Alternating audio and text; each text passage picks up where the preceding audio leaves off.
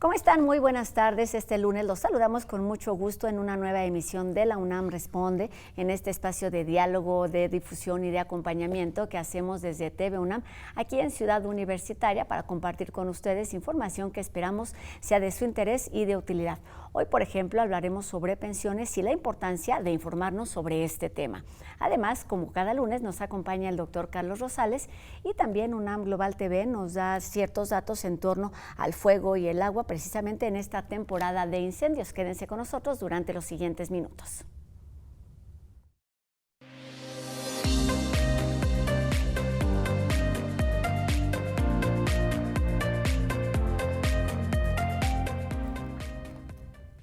No debemos llegar a edades avanzadas para pensar y ocuparnos del retiro. Ocuparnos en este momento significa pues la posibilidad de vivir de manera digna y tranquila la última etapa de nuestras vidas. Hoy intentaremos conocer los puntos centrales y prioritarios de las pensiones, los fondos y los apoyos económicos que permitan cubrir las necesidades básicas de las personas jubiladas.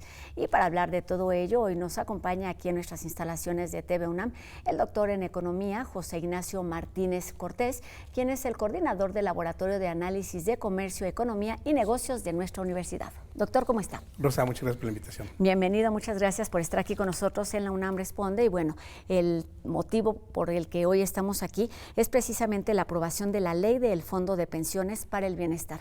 ¿En qué consiste esta ley, doctor? Sí, esta ley es muy precisa, Rosa, en el sentido de que principalmente las personas que ganan entre 1 y 2 salarios mínimos, estamos hablando de alrededor de 14,837 pesos mensuales, a la hora de su retiro estarían máximo retirándose con alrededor de 16,800 pesos.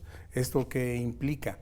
Con esta nueva ley tenemos que serán alrededor de 38,543,000 personas las beneficiadas a la hora de su retiro. De esta magnitud es de lo que estamos hablando con esta nueva ley que recién se publicó en el Diario Oficial. Esto es cómo funcionará a partir de la aprobación. ¿Cómo funcionaba? ¿Qué cambió en cuanto a la administración o la forma de distribución, doctor? Sí, esto cambió a partir de 1997, cuando teníamos el actual régimen de pensiones vía ahora el esquema de las Afore.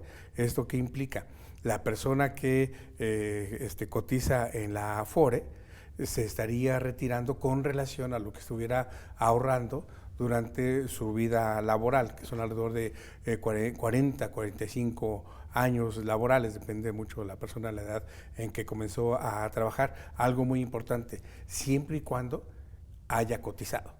Okay. ¿Sí? Esto es el cambio que tenemos a partir de 1997, y de ahí es que mucho se habla de la ley del 73 o la ley de 2007, respecto a lo que entró en vigor en 1997. Justo para allá iba. Hay 3 momentos importantes en cuanto a este tema: el 73, el 97 y el 2024. ¿Cuáles, digamos, son pues las aportaciones, las novedades, las letras chiquitas de esta nueva ley? Sí, a lo que se refiere, lo que en el imaginario colectivo se dice que es, cuando se le pregunta qué generación laboral eres, 73 o 97, ¿qué implica esto? De que la persona cuando empezó a trabajar y a la hora que entra en vigor el régimen del 97, esta persona tuvo que decidir si seguía bajo el régimen de la ley del 73 o con la ley del 97. Esto es, si la persona tiene el plan 73, se retira con lo que está ganando actualmente. Pero si se retira con lo que se conoce como el plan 97, se estaría retirando con lo que ahorró vía Afore. Hay otro año también en particular que se refiere a 2007, que en este caso es para las personas que cotizan en el ISSSTE, que es muy similar a lo que tenemos con la generación 97, que son las personas que cotizan en el Seguro Social.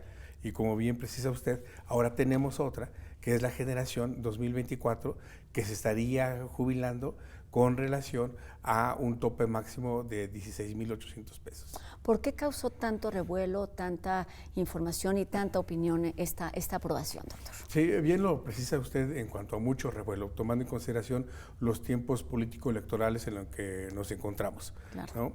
Entonces, pues, políticos, partidos, candidata o candidato de oposición, pues sí hicieron eco sobre lo que tanto se mal dijo, ¿no? Porque mucho se decía de que el gobierno iba a nacionalizar el sistema de afores o que el gobierno se iba a quedar con las pensiones. Absoluta falsedad, que es lo que desde un principio se dijo. Vamos a establecer un tope máximo de 16,800 para jubilación.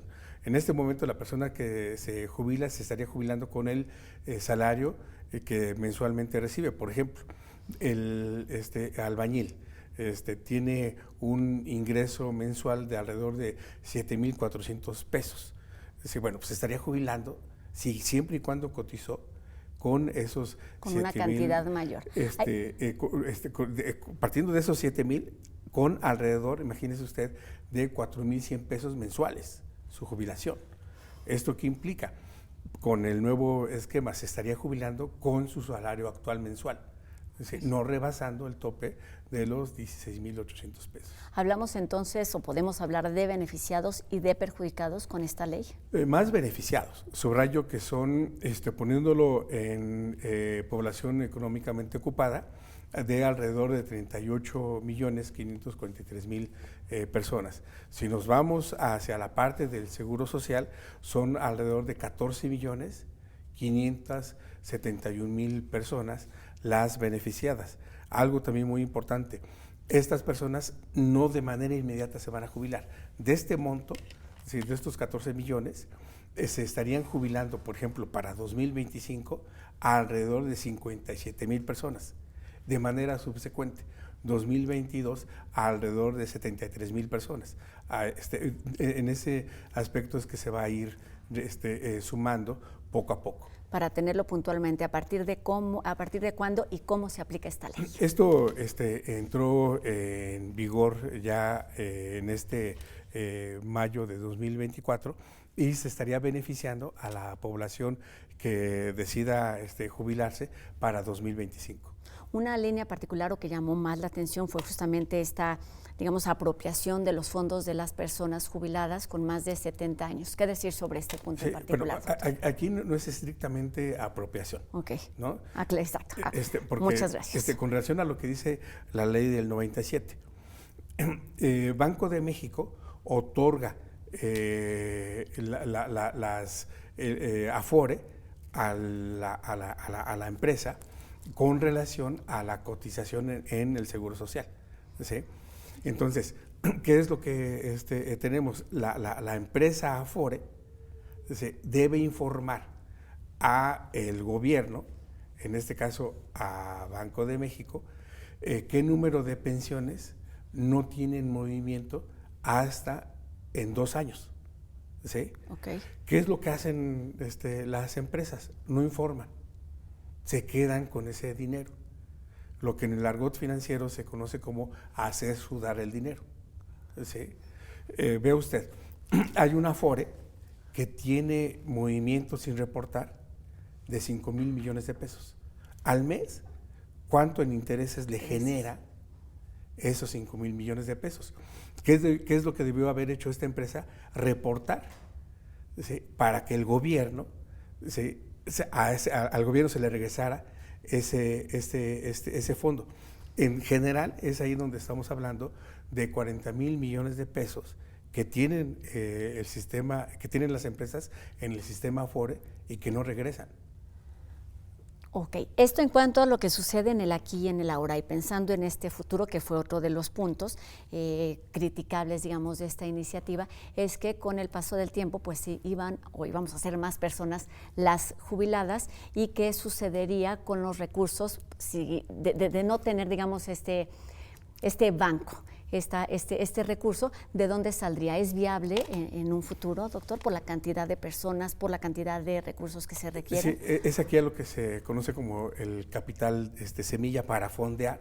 Okay. Sí, el monto total. Estamos hablando en principio de 40,000 millones de pesos, más... ¿Fondo semilla es? Es un fondo semilla, okay. Más las ganancias que reporten a su vez las nuevas empresas del Estado, como es Dos Bocas, el aeropuerto del AIFA, los dos trenes, tanto el del Transpacífico como el Maya. ¿Sí? Es decir, esas utilidades estarían alimentando ese fondo semilla. Hay otro monto que está ahí en discusión todavía, que son los famosos 15,000 millones de pesos de los fideicomisos que tiene en este caso el Poder Judicial, y está esto en disputa, no se contabiliza aún. De acuerdo, pues hay muchas estrategias o distintos puntos que se deben tomar en cuenta en cuanto a lo que está sucediendo, pero hay un personaje indispensable y protagonista de esta historia, que son las personas jubiladas, pensionadas, en retiro. ¿Es exactamente lo mismo o cómo se define, doctor? Sí, fíjese, corríjame, pero usted y yo conocemos personas que durante su vida laboral cotizaron, pero que no saben dónde está su ahorro, en qué afore. Bueno, lo que pueden hacer estas personas es solicitar su recurso ahorrado, que forma parte de estos 40,000 millones de pesos. El gobierno no se los queda, ¿sí? Sino lo que está haciendo el gobierno es decir, a ver, de este monto cuantificado, ¿sí? Tenemos que son 40,000 millones de pesos que no están siendo reclamados. Es decir, Afore, ¿por qué no los regresaste? Bueno, pues ahora los tiene que regresar. Qué bueno que se da este esquema, porque si la persona dice, caray, voy a reclamar mi dinero, está en su pleno derecho y se le regresa, ¿sí?, a su pensión ese recurso. Entonces, ya para terminar con esta idea, con este punto principal, ¿a partir de qué edad cada persona, de qué edad, de qué momento, de cuántos años laborados puede recibir esta pensión? Sí, es a partir de los 65 años, por ley, pero aquí mucho tiene que ver los años trabajados. Hay que tomar en consideración que el gobierno redujo las semanas laborables, ¿sí? Entonces, ¿esto qué implica? Aquí mucho tiene que ver el registro de la persona cuando comenzó a trabajar, algo muy importante, registrado ante el Seguro Social. Sí, que ese es el otro aspecto que habría también que apuntalar, porque en este momento son 14 millones, ¿sí?, hablando de 38 millones de la población económicamente activa que gana hasta 2 salarios mínimos. Esto es importante, hablemos de los puntos, de los requisitos indispensables para poder recibir este derecho, esta prestación. Sí, y es muy importante este programa, y más de la máxima casa de estudios, en el sentido de que se tiene que hacer eco, en el sentido de, uno, que la persona sepa en qué afore está su pensión. 2, qué monto tiene. 3, algo muy importante, su edad laboral. Si ya está en proceso de edad para jubilarse, pues tiene que entrar a un esquema de prejubilación. En ese aspecto es donde la persona tiene que tener un fondo, porque más o menos se tarda entre año y año y medio, ¿sí?, para poder obtener su primera pensión. Okay. ¿Sí? Esto en lo general. Sí. En lo particular, ¿sí? Por eso pongo mucho énfasis en que este nuevo esquema beneficia principalmente a personas que ganan ya sea 1 o hasta 2 salarios mínimos. Es decir, estamos hablando de un ingreso mensual, ya sea de 7,400 o de 14,800, que es el tope que se tiene hasta en 2 salarios mínimos. Y el máximo para jubilarse con este nuevo esquema. Exacto. ¿Qué pasa con las personas que están fuera de este rango? Es de 16,800. ¿Qué pasa con estas personas? Porque también Vox Populi dice, entonces ya me quedé fuera. No, al contrario.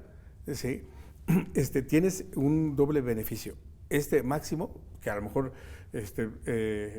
disculpe lo academicista, el ingreso se mide por deciles. El decil con menor recurso es el de, digamos, salario mínimo, que es el decil 1 y 2 salarios mínimos. Y el decil más alto, que es el decil 10. La famosa clase media está entre el 5 y el 7, es decir, el decil 7. Bueno, a estos profesionistas, a estas profesionistas, ¿qué es lo que va a ocurrir? Uno, pueden seguir en su mismo esquema de cotización en la Afore. Y dos, ¿sí? Pueden jubilarse con el salario que en ese momento tienen, pero si están en el régimen del Seguro Social, sí hay topes. Si están en el régimen del ISSSTE, hay topes. Permítame un ejemplo rápidamente. El del profesor universitario, tiempo completo. Se jubila vía ISSSTE 15,000 pesos. ¿Sí? Es decir, está dentro del esquema de los 16,800. Pero mucho depende los tabuladores de cada persona. Pues lo que nos queda claro es que necesitamos no uno, sino muchas pláticas, información y clases sobre economía y sobre puntos en particular. Pero para terminar esta entrevista, doctor, en caso de tener dudas, ¿cómo informarnos de todo esto que es indispensable en cuanto a la edad, las semanas jubiladas, dónde está nuestro ahorro, a dónde podemos acudir en caso de necesitar algún tipo de la persona asesoría? Primero debe conocer su número de registro ante el Seguro Social. Esos dígitos, esos 15 dígitos que conforman el número del trabajador, la trabajadora registrada ante el Seguro Social, proporciona mucha información. Es decir, el primer paso. Un primer paso. Otro, ¿cuál es el monto ahorrado y en qué Afore se encuentra? Y también tener muy presente cuál es la edad laboral que tiene la persona y prepararse para la prejubilación, porque en ese momento la persona deja de tener el ingreso. Eso es algo muy importante. Muy bien. Acaba de mencionar una palabra importantísima que es la de preparación. ¿Cuándo comenzar a ocuparnos y a preocuparnos por esta etapa? Si nos vamos estrictamente a la edad biológica de los 65 años, la recomendación es que sea entre los 61 y 62 años. Okay. ¿Sí? Para comenzar a juntar sus documentos. ¿Sí? Porque se dan casos, por ejemplo, en que uno puede ser José Ignacio, pero en documentos aparece como J. Ignacio, ¿sí? Y que la J te da para muchos nombres. Entonces, ver cómo está la situación de los documentos oficiales, uno. Y dos, también en qué momento se ingresa la documentación prejubilatoria para que en el periodo respectivo, que más o menos son entre 6 y 8 meses, ya entre el proceso de jubilación y entonces hacer eco de lo que tiene la ley. Esto en cuanto a trámites, pero en realidad la jubilación es un tema que nos debe ocupar desde el momento en que empezaríamos a trabajar, doctor. Sin duda, ¿sí? Porque al momento en que se comienza a trabajar, pero algo muy importante, Rosa, es cotizar, estar registrados ante el Seguro Social, para que desde ese momento comiencen a contabilizarse las semanas. Aquí hay que tomar en consideración mucho la forma de pagos, que puede ser por honorarios, por salario directo o bien por prestaciones. Las prestaciones no se contabilizan en el salario directo. Pues es en verdad, insisto, muchísima información que nos toca tener claras independientemente de la forma en la que estemos contratados, pero que nos involucre y que nos debe interesar a todos, porque todos, si así sucederá, pues llegaremos a esta etapa y es mejor hacerlo pues con una jubilación y con la información clara. Doctor José Ignacio Martínez Cortés, coordinador del Laboratorio de Análisis en Comercio, Economía y Negocios de nuestra universidad, gracias por estos minutos e insisto por esta clase de cuestiones básicas en cuanto a la jubilación. Gracias por la invitación. Gracias, doctor. Y bueno, ahora vamos con la Dirección General de Divulgación de la Ciencia de nuestra universidad, que nos invita a participar en la conferencia titulada Conquista tu propia montaña.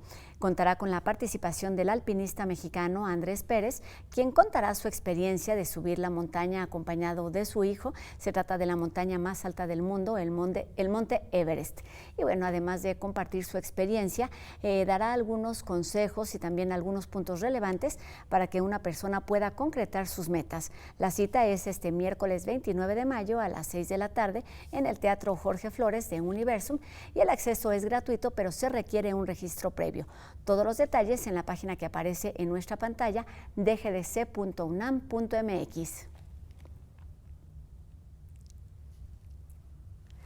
Después de compartirnos las características, las vías de contagio y los riesgos de adquirir el virus del papiloma humano, esta tarde el doctor Carlos Rosales nos cuenta sobre las vacunas.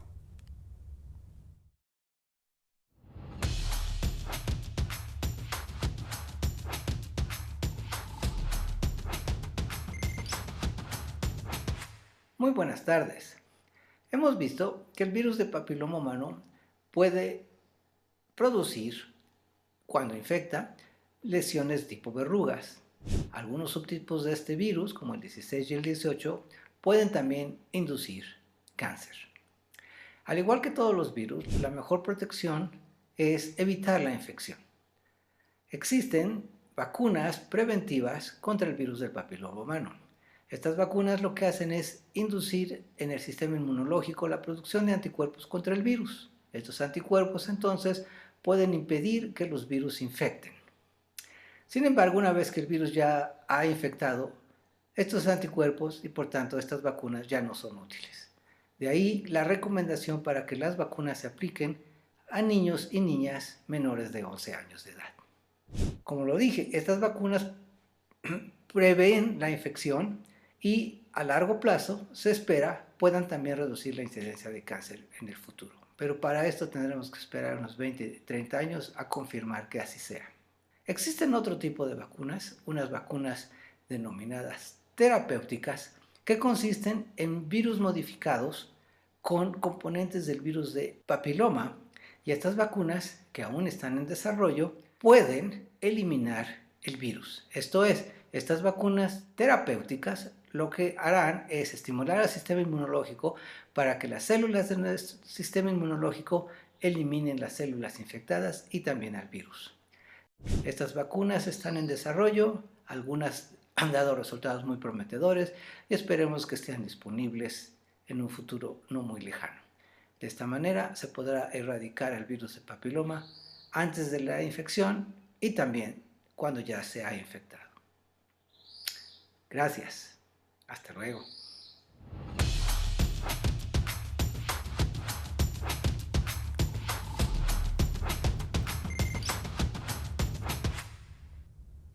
Es temporada de incendios y UNAM Global TV nos explica esta tarde sobre algunos recursos útiles para atender estas emergencias, como son los diferentes tipos de chorros de agua o de fuego y, por supuesto, la forma de enfrentarlos.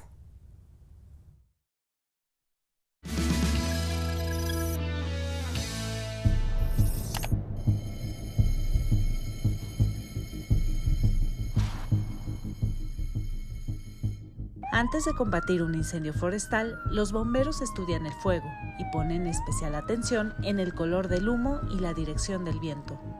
Cuando prendemos el carbón, la cantidad de humo que sale no es una gran nube, pero ya cuando estamos en un lugar abierto y empezamos a ver que este humo comienza a ser blanco y luego se empieza a poner negro o azul, nosotros tenemos que tener ya el foco de alerta, estar pendientes y retirarnos. De acuerdo con la Secretaría de Medio Ambiente y Recursos Naturales, el 99% de los incendios forestales son originados por actividades humanas, en su mayoría por quemas agropecuarias y de basura no controladas, fogatas e incluso intencionales.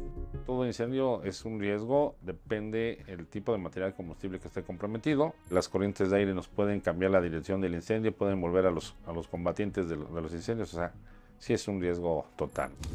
Existen muchas formas de extinguir un incendio forestal. La principal es cuando trabajamos con agua. Para ello, hay diferentes formas de usar la manguera. Chorro directo de distancia para abarcar y hacer una zona fría y parar el incendio. ¡Media cortina! Es así, abrir un medio abanico. ¡Cortina de protección! para en caso de que el incendio se nos viniera a nosotros, proteger a bomberos no reciba las flamas, las llamas directamente y podernos proteger.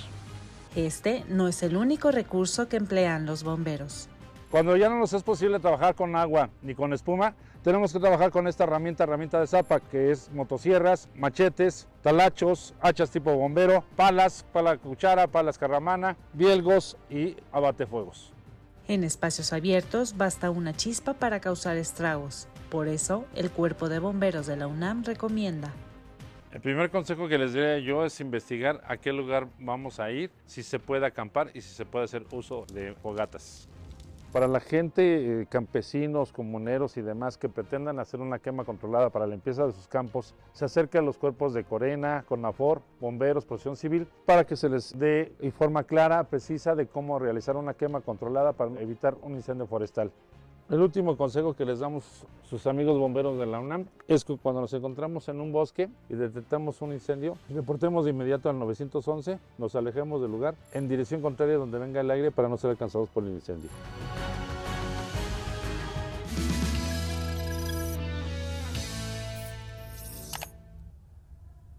Así terminamos nuestro primer programa de esta semana. Esperamos que nos sigan acompañando el resto de los días para tener información que sea de su interés y de utilidad. Agradecemos, por supuesto, a Mónica Ponce su participación en la interpretación de lengua de señas mexicana, y a todos ustedes los invitamos a que nos hagan llegar sus dudas y sus comentarios a través de nuestras redes sociales.